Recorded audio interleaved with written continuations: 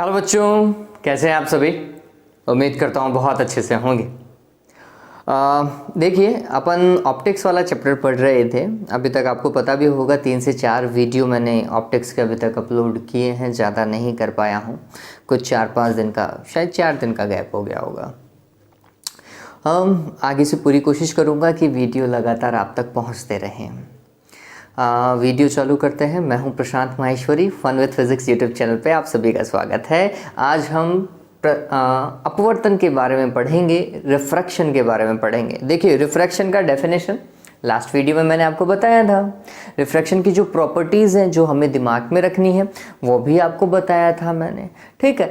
अब हमें और आगे क्या देखना है, तो इसके अंदर रिफ्रैक्शन के अंदर मतलब अपवर्तन के अंदर हम पढ़ेंगे कि अपवर्तन के बेसिक उदाहरण क्या हो सकते हैं जो हमें दिमाग में रखने हैं, ठीक है।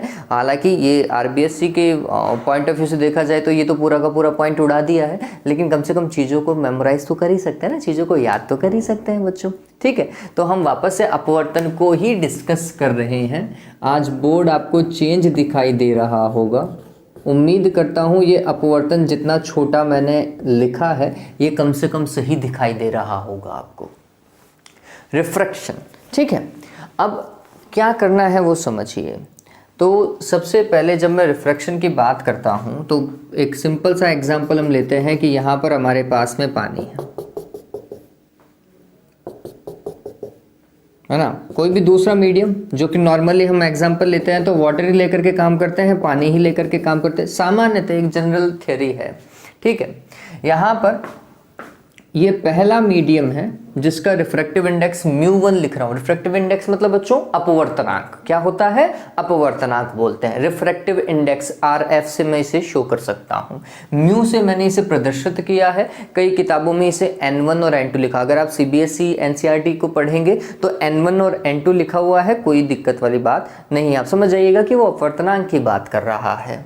और यहाँ पे दूसरे माध्यम का रिफ्रैक्टिव इंडेक्स μ2 लिख देते हैं, ठीक है। मैं अगर सिंप्लिसिटी की बात करूं तो मैं बोलूंगा कि ये तो एयर है या फिर वैक्यूम है, ठीक है। ये एयर मान लेते हैं या फिर वैक्यूम मान लेते हैं, ठीक है। और ये कोई भी मीडियम मान लेते हैं μm, ठीक है। मीडियम वाटर भी हो सकता था, मीडियम कोई एनी लिक्विड ग्लिसरीन भी हो सकता था, कुछ भी हो सकता था, ठीक है। चलिए, अब क्या होगा बच्चों वो समझिए। हमने बोला कि लाइट ऐसा आई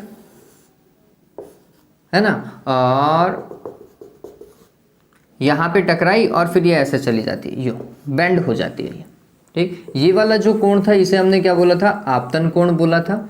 और ये वाला जो कोण था इसे हमने अपवर्तन कोण बोला था, ठीक। पहला माध्यम, अगर मैं जनरल की बात करूँ तो पहले माध्यम में वेग v1 है, दूसरे माध्यम में वेग क्या है? v2 है। ये मान करके हम चलते हैं। मैं μ1 और μ2 ही लेकर के काम कर लेता हूँ, ठीक है। तो पहले माध्यम में वेग v1 है, दूसरे माध्यम में वेग v2 है। अब आप ये समझिए कि सघन माध्यम में वेग कम हो जाता है, ये फिक्स काम है। ये बात हमेशा ध्यान में रखिएगा कि सघन माध्यम में वेग क्या हो जाता है बच्चों? कम हो जाता है। इस चीज को ध्यान में रखें। जब हम अपवर्तन पढ़ते हैं तो एक पॉइंट आता है अपवर्तनांक। क्या आता है बच्चों? अपवर्तनांक आता है, ठीक। तो आज हम बेसिकली उस चीज को समझने की कोशिश करेंगे, क्योंकि आपने 10th में जब पढ़ा होगा तो अपवर्तनांक एक अच्छा खासा पॉइंट था बच्चों, ठीक। तो आज हम वापस से अपवर्तनांक से इस चीज की स्टार्टिंग करते हैं। क्या होता है अपवर्तनांक? तो अपवर्तनांक निकल के आता है अपवर्तन के नियमों से। अपवर्तन के आपने 2 नियम पढ़े होंगे, मैं यहाँ पे सिर्फ बोल करके ही बता रहा हूँ। पहला नियम क्या था? पहला नियम बोलता है कि आपतित किरण, ये वाली आपतित किरण, अपवर्तित किरण, समझना, आपतित किरण, अपवर्तित किरण एवं परावर्तक नहीं, इसे हम बोलेंगे डिफरेंशिएटिंग मीडियम। डिफरेंशिएटिंग मीडियम को हिंदी में बोलेंगे इसे क्या बोलेंगे? पृथक्कारी माध्यम, सॉरी, ठीक है। क्या बोलेंगे? पृथक्कारी माध्यम बोलेंगे, ठीक है। तो हम बोलेंगे कि आपतित किरण अभिलंब एवं पृथक्कारी माध्यम पर अभिलंब ठीक है, ये तीनों एक ही तल पर स्थित होते हैं या एक ही समतल पर स्थित होते हैं। ये पहला नियम था। दूसरा क्या है, जिसे हम स्नेल का नियम भी बोलते हैं ठीक। तो स्नेल का नियम लिख लीजिएगा, स्नेल का नियम।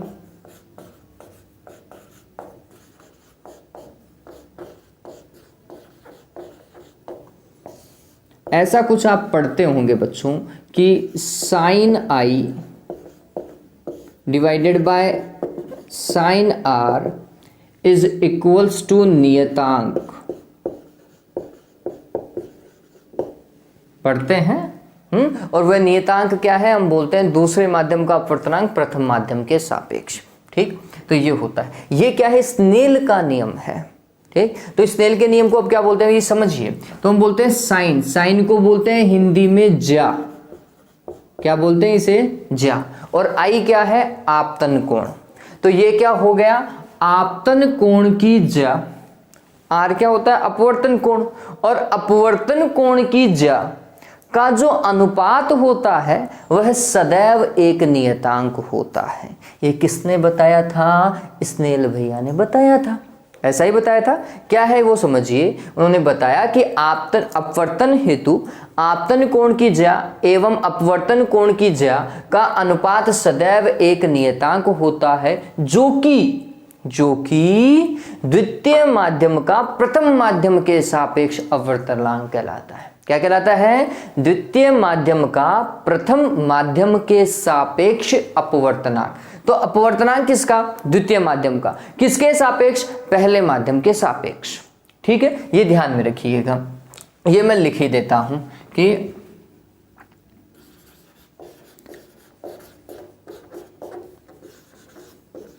अपवर्तन के दौरान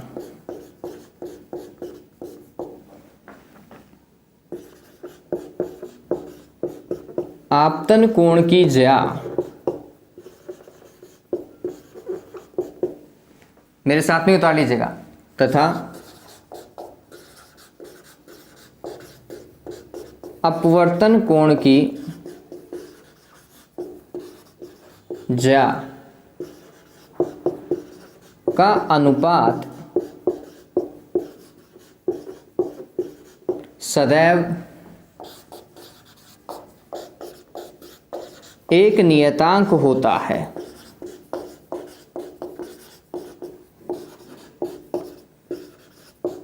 जो कि प्रथम माध्यम के सापेक्ष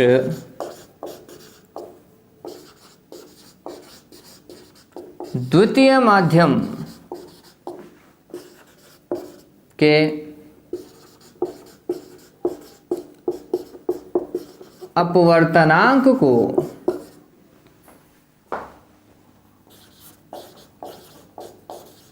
प्रदर्शित करता है। यही स्नेल का नियम है।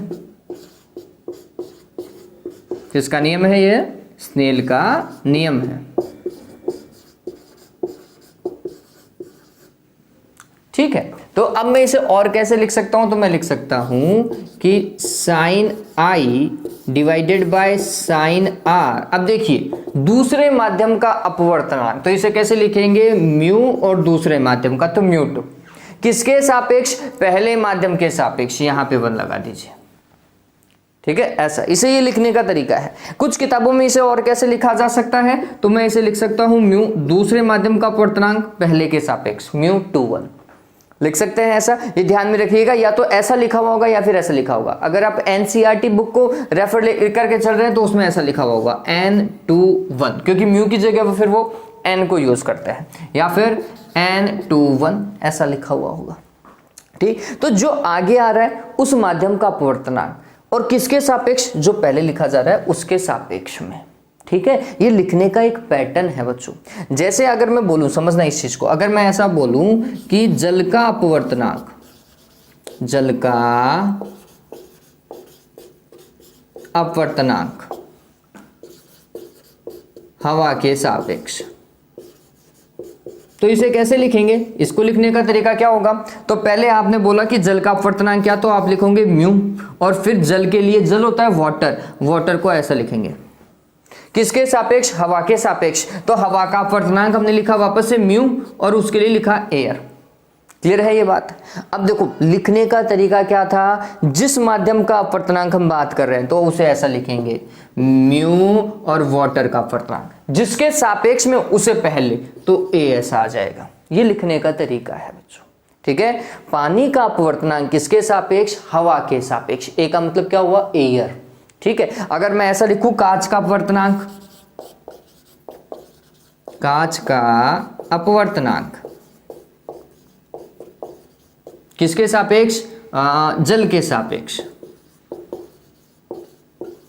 तो कैसे लिखेंगे, कांच को अंग्रेजी में बोलते हैं बच्चों ग्लास, क्या बोलते हैं बच्चों, ग्लास बोलते हैं, ठीक। तो हम लिखेंगे म्यू और किसका अपवर्तनांक, ग्लास का, किसके सापेक्ष, पानी के सापेक्ष, जल के सापेक्ष, तो वाटर यहां पे लगा दो।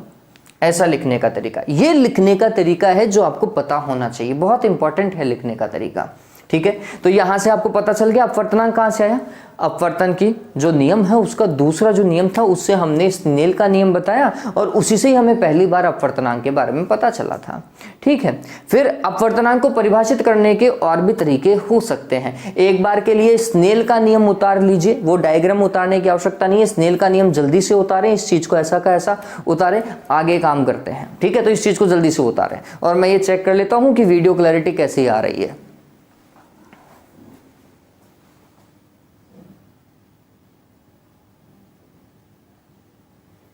समहाउ ठीक है, दिख जा रहा है।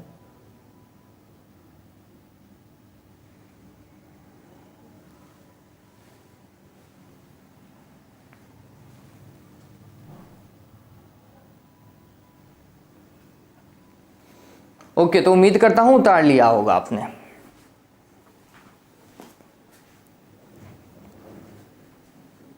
डन करें इसे, हटाएं। ओके चलिए, अब इसके बाद में बोर्ड पहली बार यूज हो रहा है तो शायद धब्बे रह सकते हैं।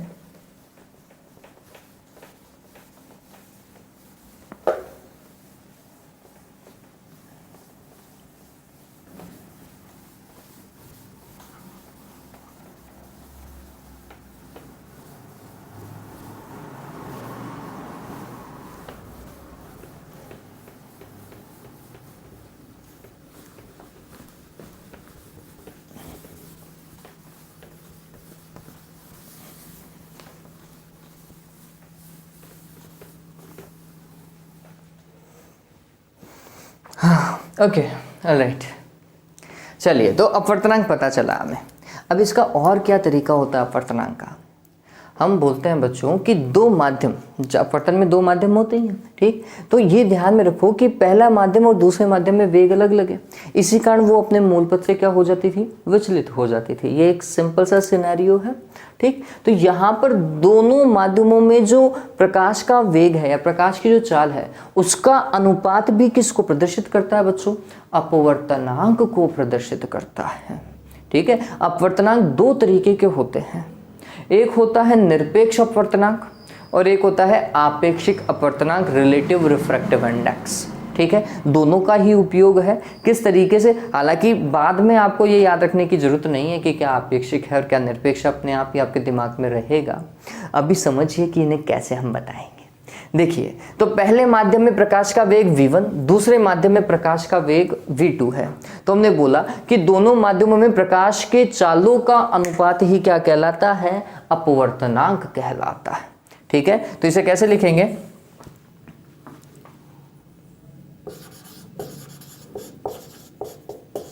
प्रकाश का प्रथम माध्यम में वेग या चाल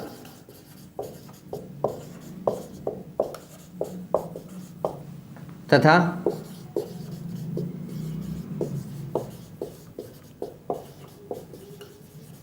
द्वितीय माध्यम में चाल का अनुपात ही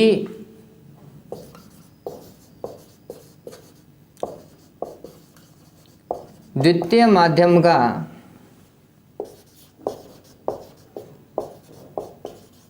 प्रथम माध्यम के सापेक्ष अपवर्तनांक कहलाता है। अपवर्तनांक कहलाता है। और बच्चों यही आपेक्षिक अपवर्तनांक है, ये और कुछ नहीं, यही आपेक्षिक अपवर्तनांक है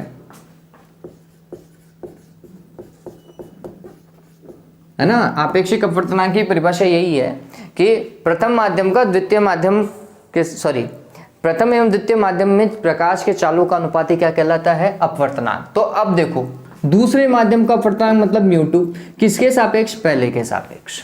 ऐसा ही लिखेंगे। क्या होगा? पहले माध्यम में प्रकाश का वेग, देखो शुरुआत में पहला माध्यम ही यूज किया है, प्रकाश का प्रथम माध्यम में चाल, ठीक है, और दूसरे माध्यम में चाल v2,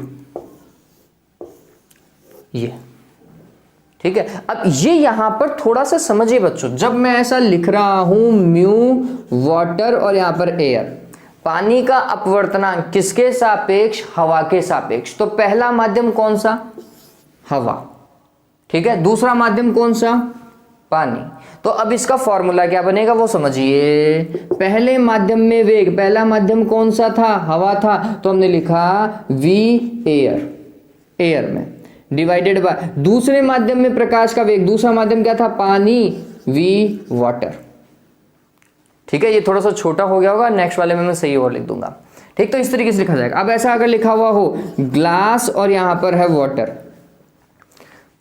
कांच का अपवर्तनांक जल के सापेक्ष, कांच का अपवर्तनांक जल के सापेक्ष, तो इसका मतलब क्या हुआ? क्या हुआ?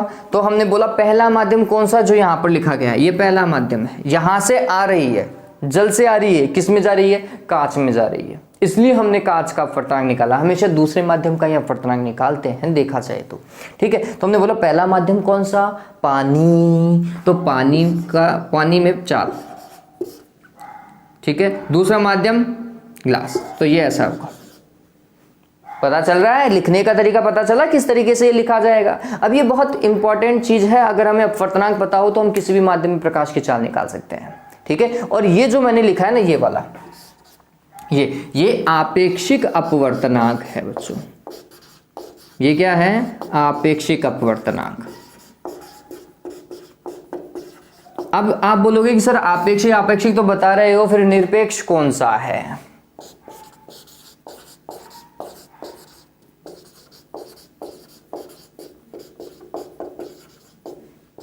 तो निरपेक्ष अपवर्तनांक में ये जो पहला माध्यम होना चाहिए वो निर्वात होना चाहिए।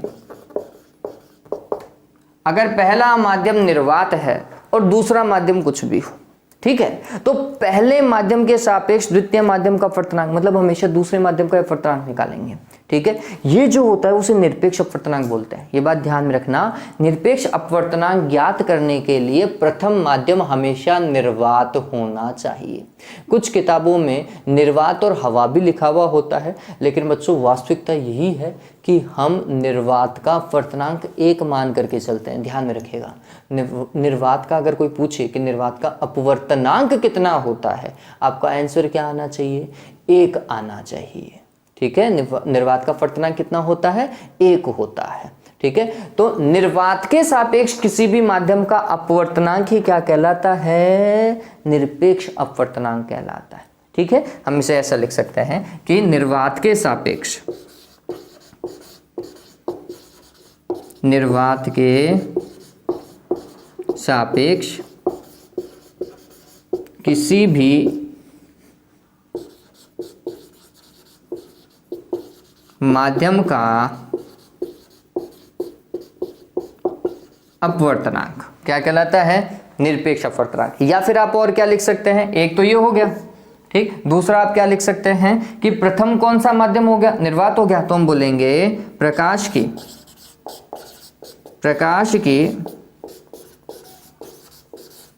निर्वात में चाल तथा माध्यम में चाल का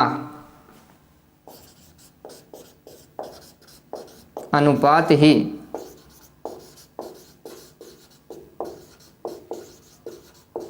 द्वितीय माध्यम का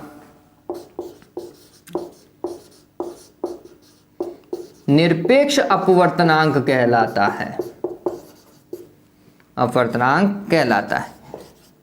इसका मतलब क्या हुआ?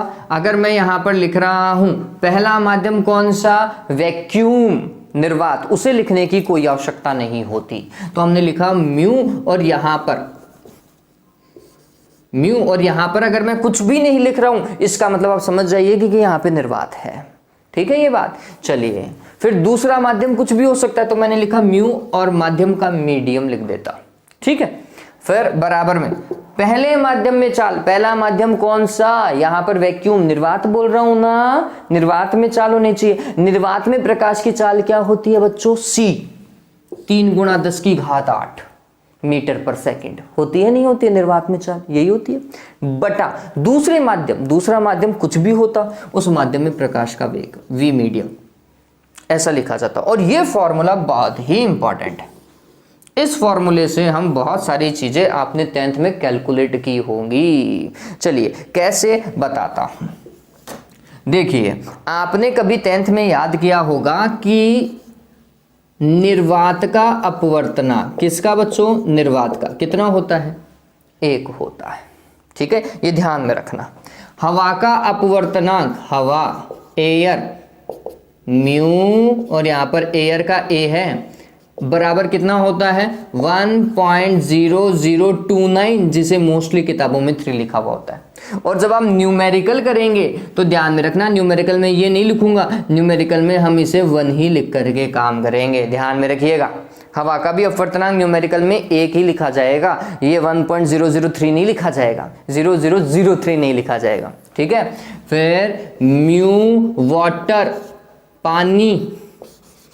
पानी का अपवर्तनांक, जल का अपवर्तनांक कितना, 1.33, या फिर आप इसे लिख सकते हैं 4/3। ठीक है, ऐसा लिखा जाएगा, ये ध्यान में रखिएगा। फिर कांच का अपवर्तनांक, म्यू ग्लास, देखो ग्लास अलग अलग तरीके के होते हैं, फ्लिंट ग्लास होता है, नॉर्मल ग्लास होता है, अलग अलग तरीके के ग्लास होते हैं, पारदर्शी ग्लास। ठीक है, ये बात ध्यान में, दूसरा माध्यम पारदर्शी लिया था। ठीक है, तो ग्लास अलग अलग तरीके के होते हैं, उनका अपवर्तनांक भी अलग अलग होता है। लेकिन जब एग्जाम में आता है कि कांच, तो हम सामान्यतः उस कांच के लिए अपवर्तनांक लिखते हैं 1.5, मतलब 3/2। ठीक है, ये ध्यान में रखना। तो निर्वात और हवा का तो आप एक ही मान करके याद रखोगे, पानी का कितना, 4/3 याद रखना, और ग्लास का कितना, कांच का कितना याद रखेंगे अपन, 3/2 याद रखेंगे, 1.5 याद रखेंगे। दिमाग में रह गया। ये जो मैं पानी का, ये ग्लास का, ये अपवर्तनांक लिख रहा हूँ, ये सारे निरपेक्ष है। ये पानी का अपवर्तनांक कैसे कैलकुलेट किया था, तो हमने बोला था कि हमने पहला माध्यम निर्वात माना था, तब जाके पानी का अपवर्तनांक निकला। ठीक, फिर कांच का अपवर्तनांक कैसे निकाला, तुमने बोला पहला माध्यम निर्वात माना, तब जाके फिर कांच का अपवर्तनांक निकला। ठीक है, ये तरीका है ये एक। ठीक है, अब यहाँ पे 10th का सवाल क्या आता है वो मैं आपको बताऊंगा, उसके आगे और अपन डिस्कस करेंगे। ठीक है, ये बात तो जल्दी से इस चीज को उतार लो, खींच लो जल्दी से मीटर। अपवर्तनांक बहुत ज्यादा इंपॉर्टेंट है।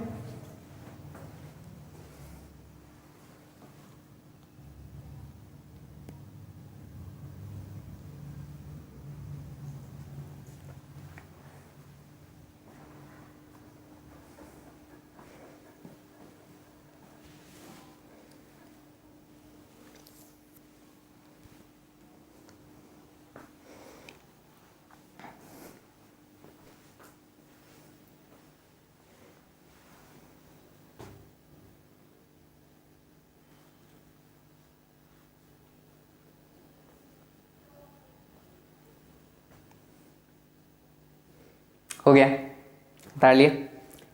ऑलराइट, तो डन हुआ। चलिए अब हमें क्या करना है, 10th के क्वेश्चन क्या थे वो अपन डिस्कस करते हैं, और वो हमें किस तरीके से फायदा पहुंचाएंगे वो हम डिस्कस करते हैं। देखो ये 10th का सवाल, इसका मतलब ये नहीं है कि 12वीं में नहीं आ सकता, क्योंकि आप एनडीए की इनकी तैयारी बॉयज मोस्टली करेंगे, एनडीए की तैयारी करेंगे, एयरफोर्स की तैयारी करेंगे, एक्स और वाई ग्रुप की तैयारी बच्चे करते ही हैं सामान्यतः, मैं देखता हूं। तो उसमें ये पॉइंट बहुत अच्छा पॉइंट है। बेसिक फिजिक्स पूछी जाती है वहां पर।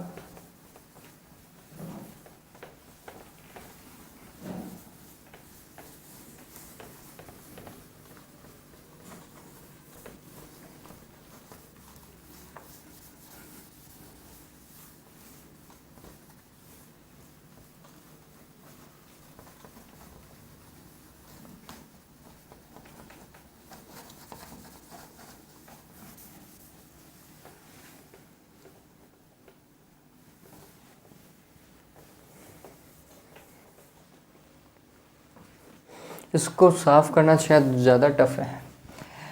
ओके, देखिए, तो जो क्वेश्चन हम नॉर्मली देखते हैं वो क्या है कि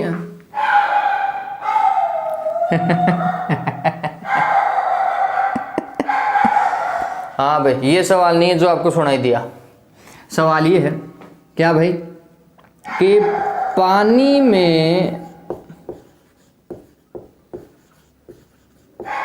प्रकाश की चाल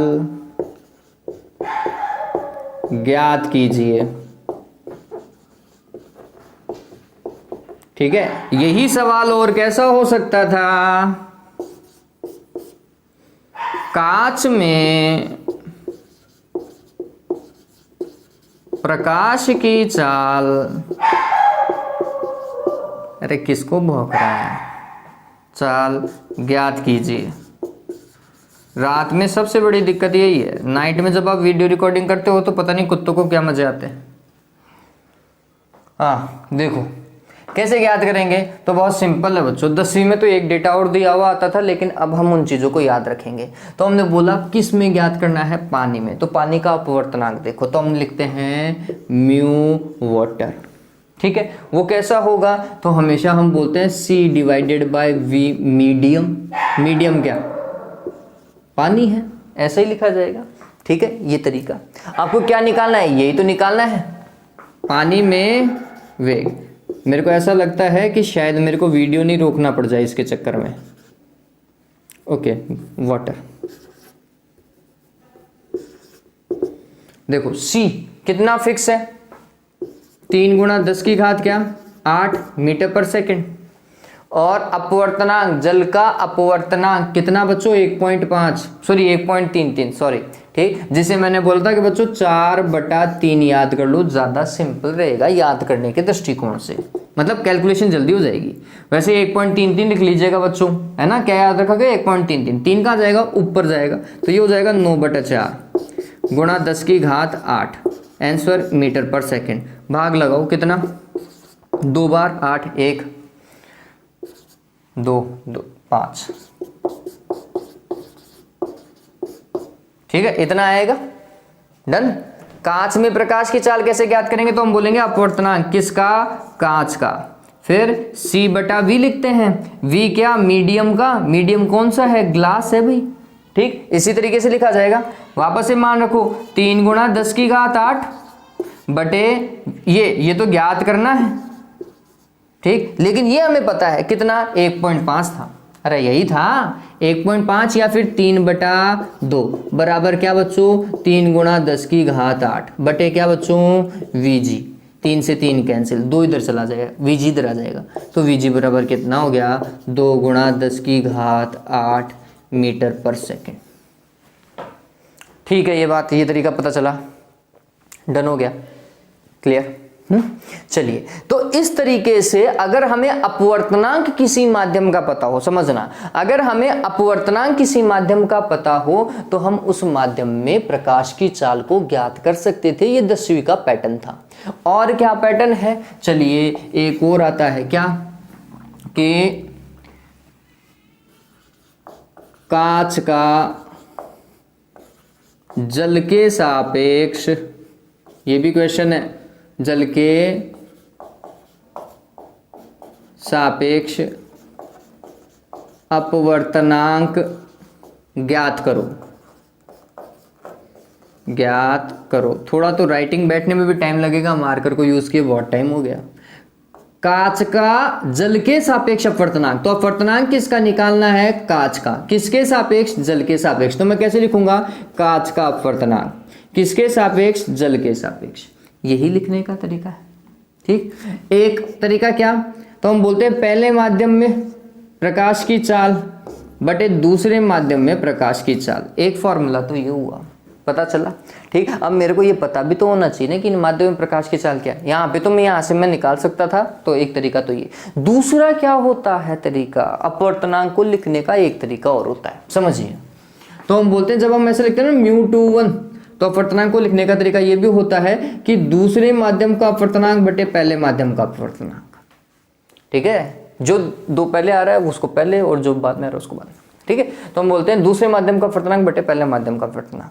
ठीक, अगर इसे μ21 भी लिखा जाए तो भी तो यही है, ऐसा ही लिखा जाएगा। तो मैं यहां पर जब ये पढ़ता हूं तो मैं इस चीज को ऐसा लिखता हूं, दूसरा माध्यम का अपवर्तनांक μg बटा μw।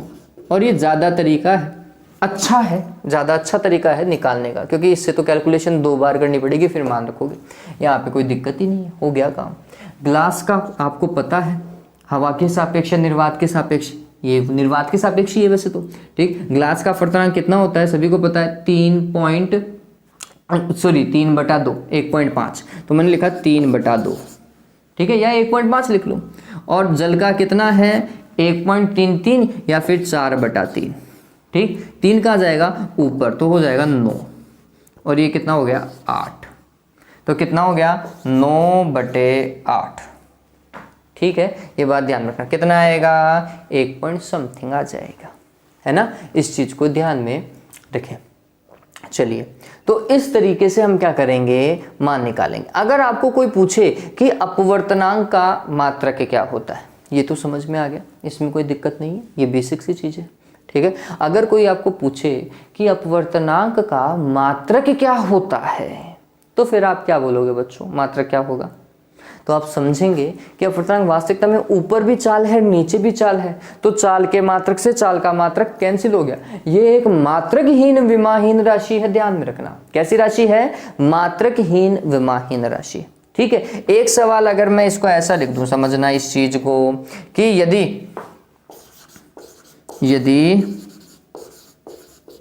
किसी माध्यम का अपवर्तनांक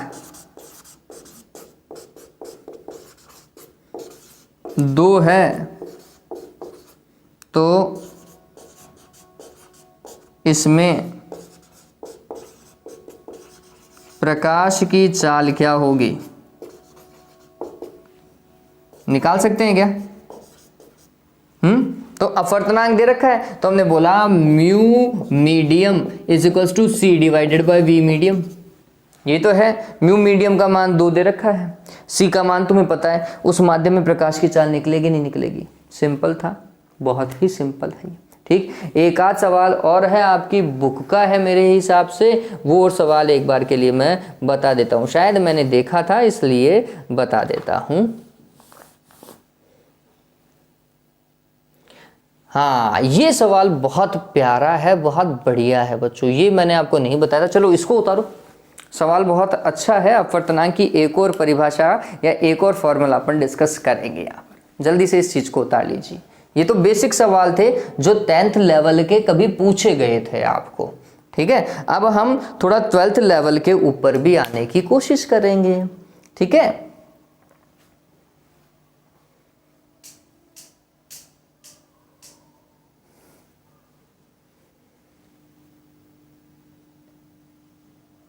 उम्मीद करता हूँ अब तक आपको वीडियो समझ में आया होगा।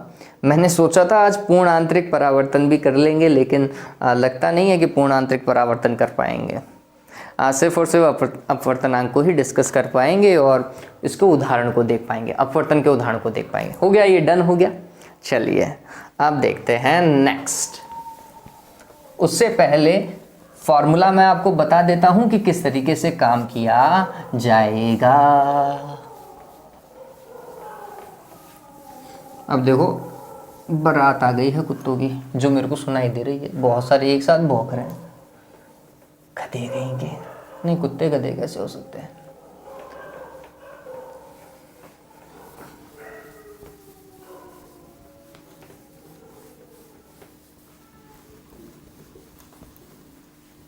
अरे साफ हो जा भाई। शायद मेरे को कपड़ा चेंज करना पड़ेगा, ये इससे साफ नहीं होने वाला है।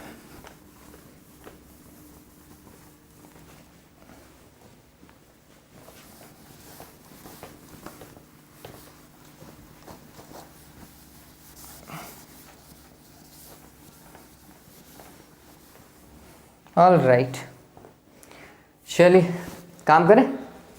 देखिए अपवर्तनांक के फॉर्मूला जो हमने अभी तक पढ़े, निरपेक्ष की बात कर रहा हूँ, तो निरपेक्ष जैसे मीडियम का C डिवाइडेड बाय हम क्या लिखते हैं, V मीडियम, यही होता है। ठीक, अब अगर देखना समझना इस चीज़ को, हम निर्वात की बात करें, निर्वात से रेस्पेक्ट ले रहे हैं, तो निर्वात में तरंग दैर्घ्य, ठीक है, और ये माध्यम में तरंग दैर्घ्य, दोनों अलग अलग होंगी। ठीक, अब यहाँ पर जब ये पूछा जाए कि माध्यम की तरंग दैर्घ्य क्या होगी, अगर आपको क्या पता हो, अपवर्तनांक पता हो, एक ये भी तो लॉजिक है, ये भी तो आना चाहिए। किस तरीके से इस चीज़ को निकाला जाएगा वो भी बहुत इंपॉर्टेंट है। तो हमने लिखा, समझना इस चीज़ को, इसका क्या फॉर्मूला होता है कि किसी भी माध्यम में तरंग दैर्घ्य, इस चीज़ को समझना, किसी भी माध्यम में तरंग दैर्घ्य वो क्या होती है, तो हम बोलते हैं कि निर्वात में तरंग दैर्घ्य आपको पता होनी चाहिए। किसमें, निर्वात में तरंग दैर्घ्य पता होनी चाहिए, और भाग लगा दीजिए किसका बच्चों, उस माध्यम के अपवर्तनांक का। इस चीज को सदैव ध्यान में रखना कि हवा में तरंग दैर्घ्य या निर्वात में तरंग दैर्घ्य, ठीक है, और बटे में क्या, माध्यम का अपवर्तनांक, ये हमें पता होना चाहिए। अब इसी तरीके से अब दो माध्यम हैं, ठीक, पहले माध्यम में तरंग दैर्घ्य लैम्डा m1 मान लो, और दूसरे माध्यम में तरंग दैर्घ्य लैम्डा m2 मान लो। डन हो गया। ठीक, तो पहले माध्यम के लिए मैं फॉर्मूला लिखूंगा लैम्डा एयर या वैक्यूम, ठीक, जो भी आपको दिया हुआ होगा, वैसे एयर से काम कर सकते हैं, और पहले माध्यम का अपवर्तनांक। दूसरे माध्यम के लिए मैं क्या लिख सकता हूं, लैम्डा एयर डिवाइडेड बाय दूसरे माध्यम का अपवर्तनांक लिख सकता हूं। दूसरे माध्यम के अपवर्तनांक को मैं ये पहले माध्यम को m1 लिख देता हूं, m1 की जगह ऐसा भी तो लिख सकते हैं, कोई दिक्कत नहीं। ठीक, अब इन दोनों माध्यमों में तरंग दैर्घ्यों का अनुपात क्या आएगा वो समझिए। ये पहले माध्यम के लिए था, ये दूसरे माध्यम के लिए था, तो तरंग दैर्घ्य का अनुपात देखना, lambda m1 divided by lambda m2 बराबर क्या होगा, लैम्डा एयर डिवाइडेड बाय μ1 और लैम्डा एयर डिवाइडेड बाय μ2 आएगा क्या, μ2 डिवाइडेड बाय μ1। ठीक है, तरंग दैर्घ्यों का अनुपात माध्यमों के अपवर्तनांकों के अनुपातों के व्युत्क्रम के तुल्य होता है। ठीक है, ये ध्यान में रखना, इस तरीके का भी कॉन्सेप्ट हमें पता होना चाहिए। तो हम ऐसा लिख सकते हैं lambda 1 divided by lambda 2 is equals to μ2 divided by μ1। ठीक, मैं तो बोलूंगा कि ये जो फॉर्मूला है ना, ये ध्यान में रखो, ये एक अच्छा फॉर्मूला है, ये आपको आगे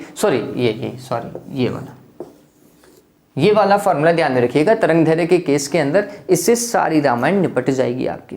देखिए एक सवाल मैं आपको बता देता हूं जो पूछा गया है, वो कुछ ऐसा है कि प्रकाश के किसी रंग की वायु में तरंग दैर्घ्य, प्रकाश के किसी रंग की वायु में तरंग दैर्घ्य, वायु में तरंग दैर्घ्य लैम्डा ए लिखें, और वो तरंग दैर्घ्य कितनी बता रखी है, 6000 एंगस्ट्रॉम, 6000 एंगस्ट्रॉम ये बता रखी है। फिर बोल रहा है उसकी जल में तरंग दैर्घ्य, उसी रंग की जल में तरंग दैर्घ्य 4500 एंगस्ट्रॉम है। ये एक सवाल है, बोल रहा है कि जल में प्रकाश की चाल ज्ञात कीजिए। क्या ज्ञात करनी है, जल में प्रकाश की चाल। जल में प्रकाश की चाल ज्ञात होने के लिए हमें जल का अपवर्तनांक पता होना चाहिए। वैसे तो हमें पता है जल का निरपेक्ष अपवर्तनांक क्या है, सवाल को डायरेक्ट भी कर सकते थे, लेकिन ये डेटा दिया हुआ है और लॉजिकल डेटा है, अपवर्तनांक का लेना देना है तरंग दैर्घ्य से, तो फिर तो काम करना पड़ेगा, यूज करना पड़ेगा इसे। ठीक है, चलिए तो कैसे करेंगे वो समझिए बच्चों। तो मैंने एक तरीका आपको ये बताया था ऐसा, या फिर ये बताया था, है ना। क्या लिखेंगे, तो हमने लिखा माध्यम, यहाँ पर माध्यम क्या है बच्चों, वाटर है क्या, तो तरंग दैर्घ्य वाटर, फॉर्मूले के अकॉर्डिंग काम करो। बराबर में क्या होना चाहिए, एयर में तरंग दैर्ध्य डिवाइडेड बाय अपवर्तनांक किसका, वाटर का। बताओ भाई, चेंज कर सकता हूँ ना, वाटर लिख सकता हूँ मीडियम की जगह, ऐसा काम कर सकते हैं। चलिए, तो फिर पानी का अपवर्तनांक आपने निकाला यहाँ पर आप पानी का अपवर्तनांक वास्तविकता में निकाल रहे हैं बच्चों, ये ध्यान में रखना। ठीक, कितना भाई, तो हमने बोला lambda air divided by lambda water. Air कितना था, 6000, एंगस्ट्रॉन्ग से एंगस्ट्रॉन्ग तो कट ही जाएगा, और ये 4500 कैंसिल हो गया, 2 0 से 2 0 भी गए। देखो 15 चौका 60, 15 3 45, 4/3। वैसे भी हमें पता होता है, लेकिन सवाल के अकॉर्डिंग इतना काम तो करना ही था। ठीक है, अब ये चीज हमें पता है क्या भाई, इसे लिखते हैं C डिवाइडेड बाय V, लिखते हैं नहीं लिखते क्या, और V क्या, वाटर लिख दूं क्या, कर सकते हैं ऐसा, बराबर 4/3। तो फिर पानी का कितना हो जाएगा,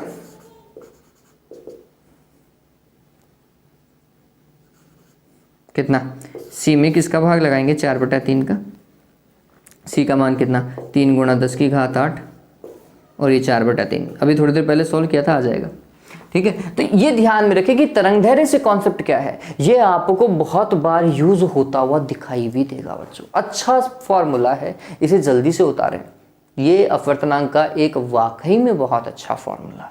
ठीक है, आगे अपवर्तनांक के अपन और भी फॉर्मेट पढ़ने वाले हैं, ऐसा नहीं है कि ये एकमात्र फॉर्मेट है, अभी एक आध फॉर्मेट देखना बाकी है। जब अपन इसके उदाहरण पढ़ेंगे ना, तब एक फॉर्मूला वहाँ पर और मिलने वाला है। ठीक है, चलिए तो उतारो इस चीज को जल्दी से। वैसे ये समझने लायक चीज थी, आप उसी को उतार लेंगे तो भी काम चल जाएगा। ठीक है, चलिए, ओके।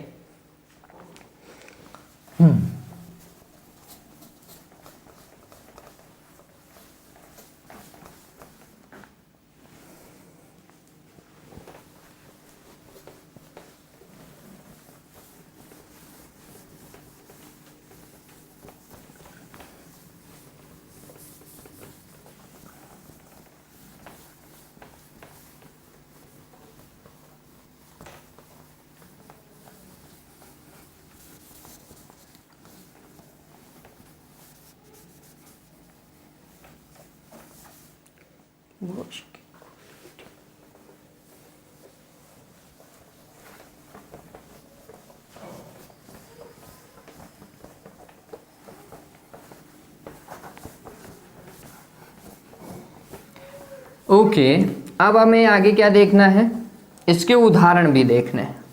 किसके, अपवर्तन के, रिफ्रैक्शन के उदाहरण।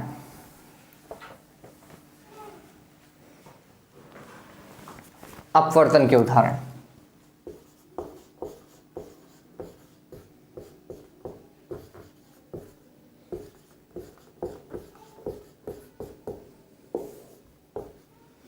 अपवर्तन के क्या उदाहरण हैं। देखिए, एक उदाहरण जो बहुत बेसिक है, आप सभी ने पढ़ा होगा, समझा होगा कि तारों का टिमटिमाना अपवर्तन का उदाहरण है। तारे क्यों टिमटिमाते हैं बच्चों, क्यों, हालांकि टिमटिमाते नहीं हैं, हमें दिखाई देते हैं, टिमटिमाते हुए दिखाई देते हैं। ठीक है, उसका कारण क्या है, अपवर्तन। क्यों, क्योंकि देखो तारे जो होते हैं वो बहुत ज़्यादा ऊंचाई पे होते हैं, स्टार्स जो है हमसे बहुत ज़्यादा ऊंचाई के ऊपर हैं। तो होता क्या है कि पृथ्वी के सतह के पास में शोभ मंडल, शोभ के ऊपर समताप मंडल, समताप के ऊपर ओजोन मंडल, ओजोन के ऊपर आयन मंडल, आयन के ऊपर वृहद मंडल, और वृहद मंडल के आगे बहुत ज्यादा दूर कौन है, तार है। ये जो स्टार्स है ना, तारे, ठीक, ये बहुत ज्यादा दूर होते हैं, और इनसे आता हुआ प्रकाश जब पृथ्वी तक पहुंचता है तो वायु की बहुत सारी लेयर्स से, वायु की बहुत सारी परतों से होकर के गुजरता है। और वायु की कैसी परतें, कहीं वायु सघन है, कहीं विरल है, कहीं वायु का घनत्व तो हर जगह अलग अलग है, ठीक है, उसका प्रकाशिक घनत्व तो हर जगह अलग अलग है बच्चों, ठीक। तो जब घनत्व अलग अलग है, प्रकाशिक घनत्व तो हर जगह अलग अलग है, तो हर बार उनसे जो प्रकाश आ रहा है उसका अपवर्तन होता जा रहा है, कभी इधर जा रहा है, कभी इधर जा रहा है, कभी इधर जा रहा है, कभी इधर जा रहा है, और फिर वो बहुत सारे अपवर्तन के बाद में वो हमारी आंखों तक पहुंचता है। तो कई बार लाइट ऊपर की ओर आती है, कई बार नीचे की ओर आती है आंखों में, कई बार साइड में आते हैं, कई बार कहीं और आती है, ठीक है। तो वो जो लाइट हमारी आंखों तक पहुंच रही है वो एक ही जगह पर नहीं पहुंच रही है, वो हमारी आंखों में अलग अलग जगह पर आ रही है, ठीक है। तो हम कह सकते हैं कि वो हमें कैसे दिखाई दिए, टिमटिमाते हुए दिखाई दिए। रीजन क्या है कि तारों से आने वाला प्रकाश का माध्यम में बहुत बार अपवर्तन होता है, और इस अपवर्तन के कारण ही हमें तारे क्या दिखाई देते हैं, टिमटिमाते हुए। अब आप ये भी गौर करो कि क्या आपको सारे स्टार्स टिमटिमाते हुए दिखाई देते हैं? नहीं, सारे स्टार्स आपको कभी भी टिमटिमाते हुए नहीं दिखाई देंगे। क्यों? क्योंकि वो बहुत ज़्यादा दूर नहीं है।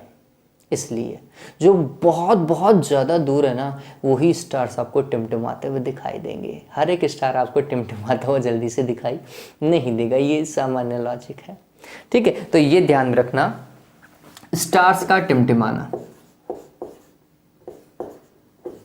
तारों का टिमटिमाना, है ना, ट्विंकलिंग ऑफ स्टार्स। दूसरा, आप जब सूरज की बात करते हैं, सन की बात करते हैं, तो सूर्योदय बच्चों समझना, सूर्योदय और सूर्यास्त, कौन कौन बच्चों, सूर्योदय और सूर्यास्त, ये दोनों ही हमें 2 मिनट पहले दिखाई दे जाते हैं। सन हमें दिखाई कब देखा, इसका लॉजिक है, पहले मैं लिख देता हूं।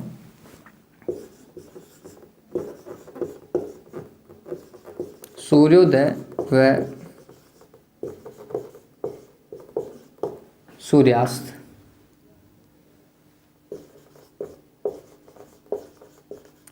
के समय सूर्य का 2 मिनट पहले व 2 मिनट बाद तक दिखाई देना।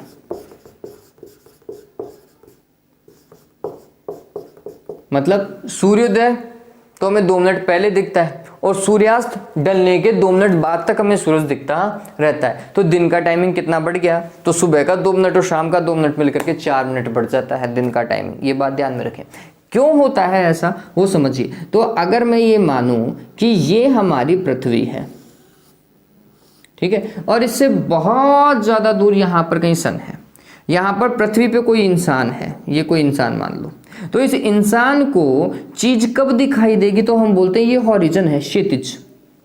क्षितिज से कोई चीज ऊपर की ओर होगी तो फिर उस इंसान को वो चीज दिखाई देगी, ठीक। और सूर्योदय और सूर्यास्त का जो टाइम होता है बच्चों, आपने गौर किया होगा, उस समय हवा जो है वो पृथ्वी सतह के पास में ज़्यादा होती है, क्योंकि ठंडी होती है, ठंडी हवा इकट्ठी होने का कोशिश करती है, इकट्ठी होगी तो वो कहाँ, पृथ्वी सतह के पास में इकट्ठी हो जाती है, ठीक। तो हम बोलते हैं कि पृथ्वी के ये जो आवरण है ना, ये वाला, इतना वाला, यहाँ तक ठंडी हवा है, तो यहाँ पर सघन माध्यम मान लीजिए, और इसके बाद में विरल माध्यम मान लीजिए।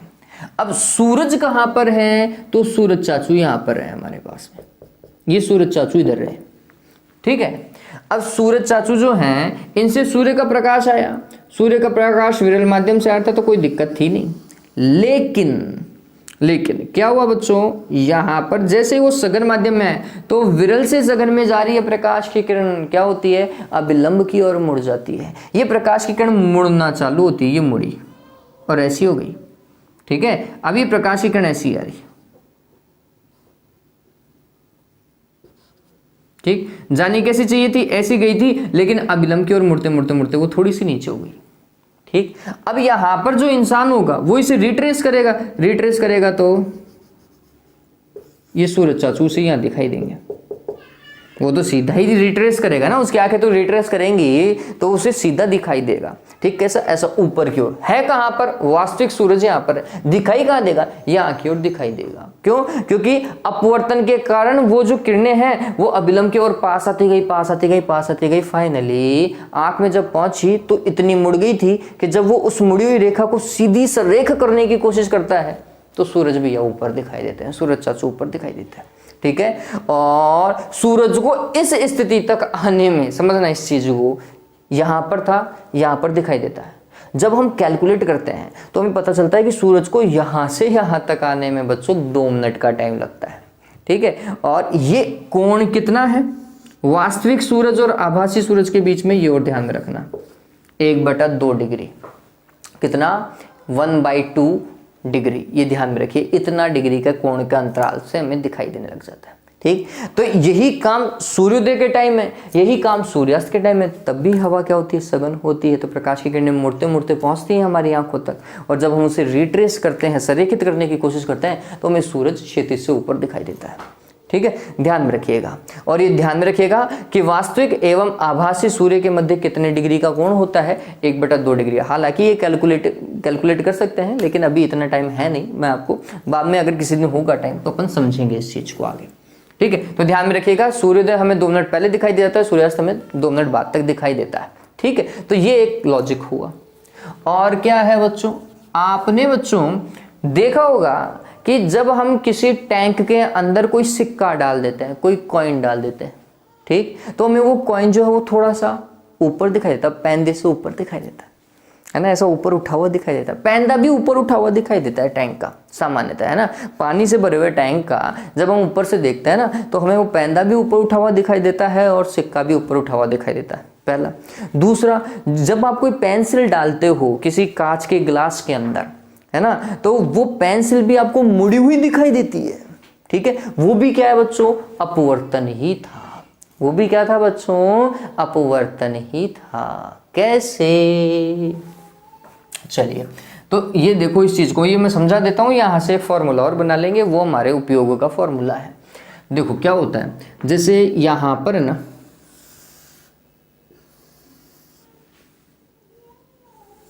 ये ग्लास मान लेता हूं, और इसमें क्या भरा हुआ है? पानी भरा हुआ है।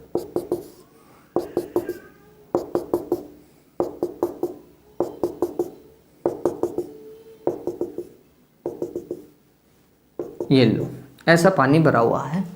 ठीक, और यहां पर क्या है? ये सिक्का है, ये सिक्का है यहां पर वास्तविकता के अंदर।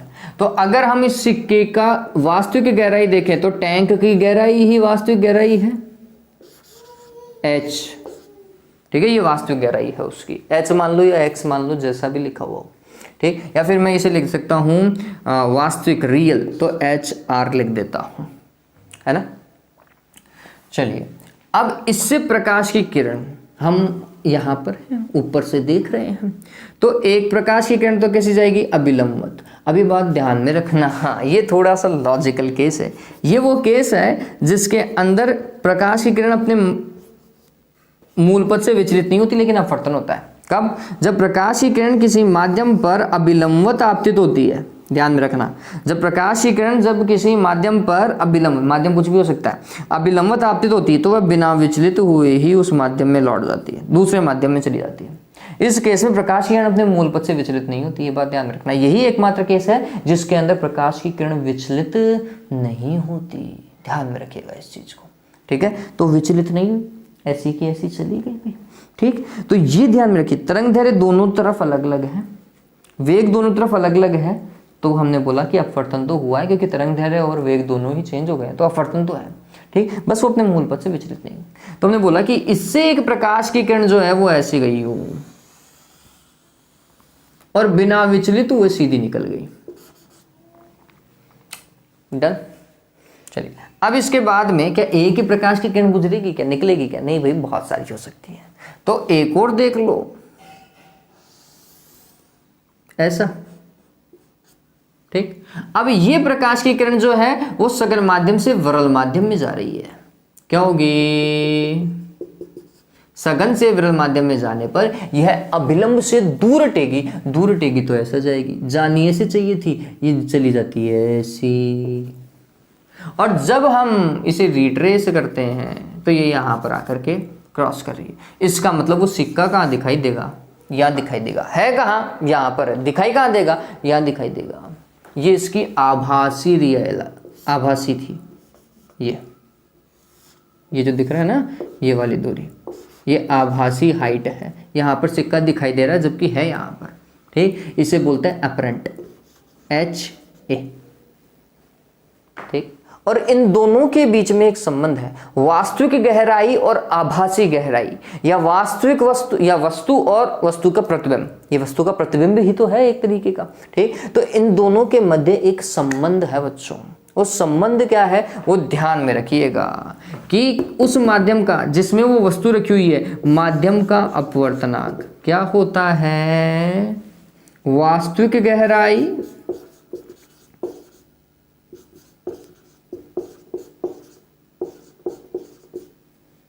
बटे आभासी गहराई। इस चीज को ध्यान में रखना। वास्तविक गहराई को H रियल और आभासी को H अपरेंट। ये उस माध्यम का अपवर्तनांक है जिसमें वो सिक्का रखा हुआ था या फिर जो भी वो चीज रखी हुई थी। ठीक है, और इन दोनों के मध्य ये सिक्का कितना ऊपर की ओर गया, अभिलंबवत विस्थापन बोलते हैं इस चीज को। इस चीज को क्या बोलते हैं, अभिलंबवत विस्थापन। एक्स से लिख सकता हूं, किताबों में इसे डी से भी लिखा जाता है, तो चलो डी लिख लेते हैं। अभिलंबवत विस्थापन को किससे लिख रहे हैं, डी से। ये भी पूछा जाता है कि भैया ये कितना है। ठीक, तो ये कैसे देखेंगे, तो मैं HR में से किसको घटाऊं, HA को। ठीक है, ये पॉइंट क्या था, पॉइंट ध्यान में रख लीजिएगा कि किसी जल में भरे सिक्के का, सॉरी, किसी टैंक में रखे सिक्के का ऊपर की ओर उठा हुआ दिखाई देना। जल से भरे टैंक में किसी सिक्के का ऊपर की ओर उठा हुआ दिखाई देना, या पैंदे को ऊपर की उठाई देना, अपवर्तन। ठीक, तो यहां पर एक तो ये पता चल गया होगा आपको। तो मैं यहाँ पर, चलो अगर वाटर के लिए लिखूं तो फिर यहाँ पर वाटर लिख दीजिएगा बच्चों, सामान्यतः जल से ही सवाल आता है। ठीक, और ये वाली दूरी, इस वाली दूरी को क्या बोलते हैं बच्चों, इस डी को क्या बोलते हैं, मैंने क्या बताया था, अभिलंबवत दूरी है। ये अभिलंबवत विस्थापन, अभिलंबवत विस्थापन। अभिलंबित विस्थापन डी है क्या, वास्तविक गहराई में से HR में से घटा दो किसको, H अपरेंट को। अब HR आप निकाल सकते हो, कैसे, इसको इससे गुणा कर दो, एक तरीका ये। अपरेंट को भी निकाल सकते हैं, अपरेंट कैसे, HR divided by μ1।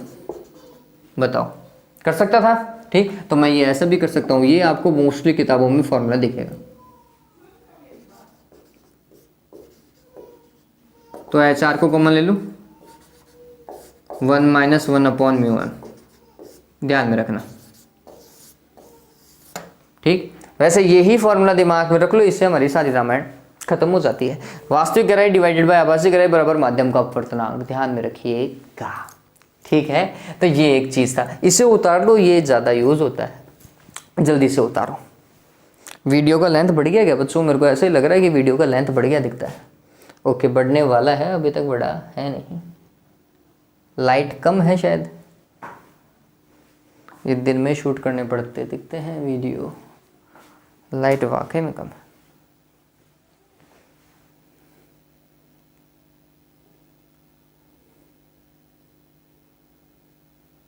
Okay, done. Okay, एक ग्लास स्लैब का और है, वो मैं जल्दी से समझा देता हूं।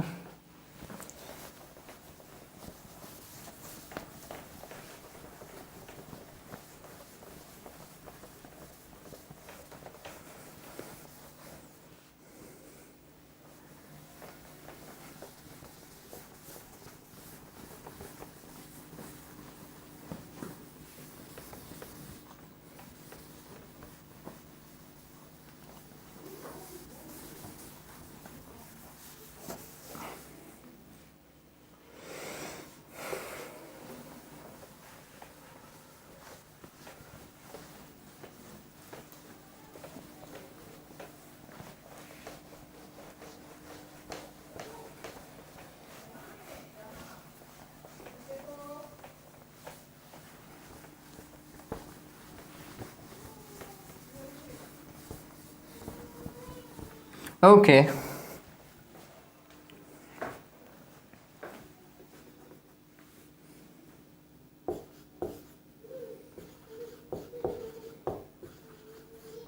कांच की सिल्ली से अपवर्तन। कांच की सिल्ली से अपवर्तन क्या है? तो ये आपके पास में एक प्रैक्टिकल भी है, ध्यान में रख लीजिएगा। और वो है क्या चीज़, वो समझ लेते हैं। ये आपके पास में कोई कांच की सिल्ली, ऐसी आयताकार कांच की सिल्ली होगी, ग्लास स्लैब जिसे हम बोलते हैं, रेक्टेंगुलर ग्लास स्लैब, ABCD मान लीजिए।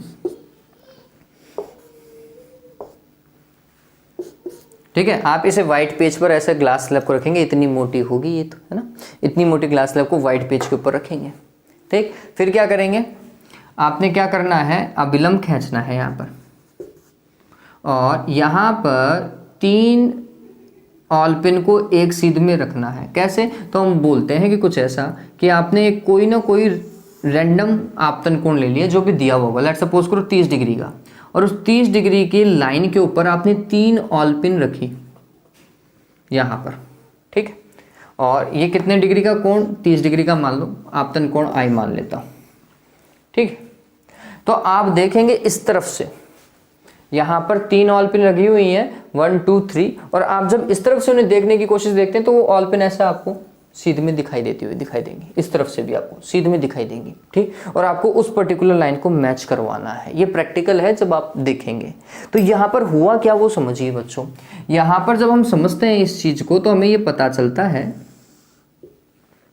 कि प्रकाश की किरण, ये वाला देखो, ये कांच की सिल्ली है ना,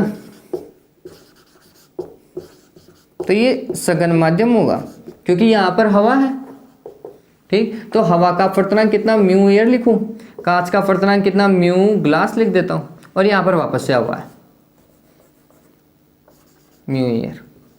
ठीक है, तो सबसे पहले तो विरल से सघन में गई, तो जानी कैसी चाहिए थी, ऐसी जानी चाहिए थी, वास्तविकता में इसे ऐसा जाना चाहिए था, लेकिन गई कैसे, तो भाई साहब ये ऐसा आ गई, यूं गई है। ठीक, तो यहां पर आई था, ये वाला आर हो गया अपवर्तन को। ठीक, अब क्या हो रहा है, ये आर है तो ये भी आर होगा, सीधी सी बात है, आर ही होना है। क्यों होना है भाई, देखो जेड वाला कोण है तो ये भी आर है तो ये भी आर होगा। ठीक है, तो आप देखेंगे अब यहाँ पर विरल था, सॉरी यहाँ पे सघन था, कांच की सिल्ली है, यहाँ पे विरल आ गया, अब अभिलंब से दूर हटेगी, दूर हटेगी तो ये ऐसे जाएगी, यूं। चलो मेरी तो गलत गई है, बहुत गलत गई है हालांकि देखा जाए तो। आप देखेंगे कि ये जो बाहर निकली ये इसके बिल्कुल समांतर होगी, इसके समांतर मिलेगी आपको, मुड़ेगी, अभिलंब से दूर हटेगी, जानी ऐसी चाहिए थी, थोड़ी सी दूर हट गई, और ये दोनों एक दूसरे के समांतर होंगी। ये बात ध्यान में रखना, कई बच्चे मेरी तरह से उस तरफ कर देते हैं, वो गलत है। समांतर रेखाएं एक दूसरे को प्रतिच्छेद नहीं करती, उस ऐसे बना दोगे तो प्रतिच्छेद कर जाएंगे आगे जा करके, नहीं भाई, ये दोनों समांतर चलनी चाहिए। ठीक है, तो ये आपतित किरण और ये निर्गत किरण के बीच की जो अभिलंबवत दूरी है ये नापनी पड़ती है प्रैक्टिकल में, इसे पार्श्विक विस्थापन बोलते हैं। कौन सा विस्थापन, पार्श्विक विस्थापन। मोस्टली ये 1 सेंटीमीटर से 1.5 या 1.8 2 सेंटीमीटर तक मिल ही जाता है सामान्यतः, जो कांच की सिल्ली हमारे पास में अवेलेबल होती है उससे। ठीक है, अब अगर ये आर है तो आप ये देखो कि ये वाला कोण ई लिखूंगा, और हम जब प्रैक्टिकल करेंगे ना बच्चों, हमें ये पता चलेगा कि आई का मान और ई का मान दोनों समान निकलेंगे। ठीक है, और ये अपन प्रूव भी कर सकते हैं, इसमें कोई बड़ी बात नहीं है। हमें यहाँ पर क्या दिमाग में रखना है वो ध्यान में रखिएगा, ये आपतित किरण है, डायरेक्शन बताइएगा, और ये अपवर्तित है और ये निर्गत किरण है। ठीक है, लिखोगे आपतित किरण, निर्गत किरण, अपवर्तित किरण, आपतन कोण, निर्गत कोण। इसे हालांकि मैं और प्रूव कर सकता था आगे, लेकिन अभी इतना हम काम नहीं करेंगे। हम क्या काम करेंगे वो समझिए, यहां से लेकर इसके बीच में देखो, mu A into mu G, sorry mu A और म्यू जी, ये क्या हो जाएगा, हम इस चीज को लिख सकते हैं म्यू ए और G ऐसा लिख सकते हैं। ठीक, ये पता है। अब मैं क्या करना चाहता हूं, मैं निकालना चाहता हूं दूसरे माध्यम का अपर्तनांक। तो इस वाले केस में समझना इस चीज को, इस वाले केस में ये हवा से किस में जा रही है, ग्लास में जा रही है। तो दूसरा माध्यम कौन सा है, ग्लास है। तो फिर ग्लास का अपवर्तनांक किसके सापेक्ष, हवा के सापेक्ष। क्या लिखा जाएगा, म्यू ग्लास का अपवर्तनांक एयर के सापेक्ष, यही लिखा जाएगा। इस वाले केस की बात करें तो यहां पर दूसरा माध्यम हवा है, पहला माध्यम ग्लास है। तो कौन से माध्यम का अपवर्तनांक निकालेंगे, दूसरे माध्यम का। दूसरा माध्यम क्या है, एयर। किसके सापेक्ष, ग्लास के सापेक्ष। ऐसा ही तो होगा। जब आप इन दोनों को गुणा करोगे ना बच्चों, एक आएगा। क्यों आएगा वो समझिए, क्योंकि इसको मैं ऐसा लिख सकता हूं, दूसरे माध्यम का अपवर्तनांक बटे पहले माध्यम का अपवर्तनांक लिख सकते हैं। इसे क्या लिख सकता हूं, दूसरे माध्यम का अपवर्तनांक बटे पहले माध्यम का अपवर्तनांक लिख सकते हैं। और इन दोनों को जब गुणा करो, mu g air into mu air g is equals to कितना होगा, तो देख लो भाई, करके देख लो भाई, इसका मान कितना है, mu g divided by air, sorry mu air into mu air divided by mu g, cancel हो जाएगा। ये इससे कितना आएगा, एक आएगा। इस चीज़ को ध्यान में रखिएगा, ये बेसिक कॉन्सेप्ट है यहाँ पर।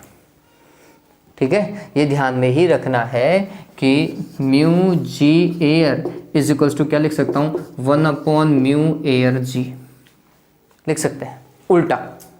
ठीक है, इसका अगर मेरे को उल्टा करना हो तो ऊपर एक लगाना पड़ेगा, ये ध्यान में रखिएगा, उल्टा कर दीजिएगा।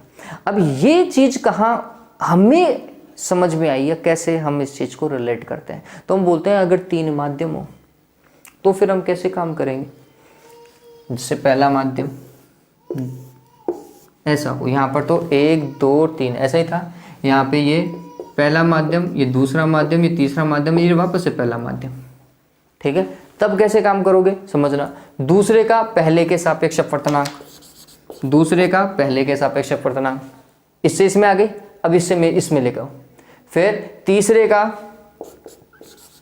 दूसरे के सापेक्ष, फिर वापस से उसी माध्यम में आ रही है तो इसका इसके सापेक्ष, ऐसा ही होगा क्या, पहले का तीसरे के सापेक्ष, पहले का तीसरे के सापेक्ष, यही तो होगा। इनको जब भी हम गुणा करेंगे तो वापस से कितना आएगा। ये बहुत इंपॉर्टेंट कॉन्सेप्ट है, बहुत ज़्यादा। आगे आप काम करोगे तो ये आपको बहुत यूटिलाइज होता हुआ दिखाई देगा।